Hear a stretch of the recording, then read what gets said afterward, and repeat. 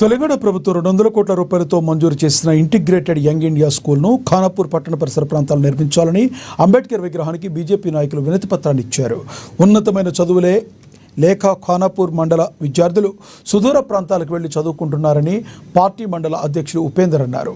ఖానాపూర్ పట్టణ ప్రాంతాల్లో స్కూలు ఏర్పాటు చేస్తే విద్యార్థులకు సౌకర్యంగా ఉంటుందన్నారు. మరో చోట కేటాయిస్తే ఉద్యమాన్ని ఉధృతం చేస్తామని హెచ్చరించారు.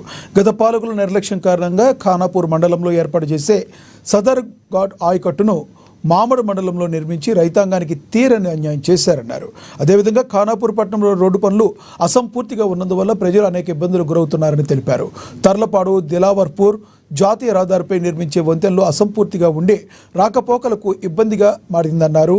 ఇంత జరుగుతున్నప్పటికీ స్థానిక ఎమ్మెల్యే ఖానాపూర్ మండలాన్ని పట్టించుకోకపోవడం శోచనీయమని తెలిపారు. ఎప్పటికైనా పెండింగ్లో ఉన్న పనులన్నీ పూర్తి చేయాలని వారు డిమాండ్ చేశారు. 200 కోట్ల ఇంటిగ్రేటెడ్ స్కూల్ను ఇక్కడ కాకుండా చేసి ఊటూరు తీసుకెళ్లడం ఎమ్మెల్యే ఇది ఎంతవరకు సబబు? ఈ రకంగా మనము నిరసన తెలిపి అంబేద్కర్ గారికి వినతి పత్రం సమర్పించడం జరిగింది. ఈ ఖానాపూర్ విషయంలో అన్యాయం బేలమండల